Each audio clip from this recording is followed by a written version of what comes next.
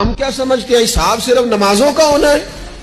हम क्या समझते हैं कि हिसाब सिर्फ हमसे सजदों के बारे में पूछा जाएगा।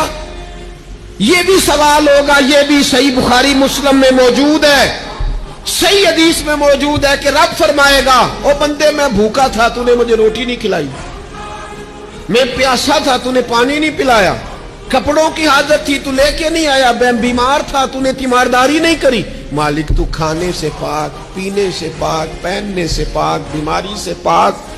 तो रब करीम फरमाएगा वो जो तेरे पड़ोस में बंदा बीमार था तो मैं ही तो था ना, वो जो तेरे पड़ोस में आदमी भूखा था तो बंदा तो मेरा ही था ना, वो जो तेरे दाएं बाएं लोगों को हाजत थी तो वो मेरे ही बंदे थे। खुदा के बंदे तो हैं हजारों, बनू में फिरते हैं मारे मारे। मैं उसका बंदा बनूंगा जिसको खुदा के बंदों से प्यार होगा।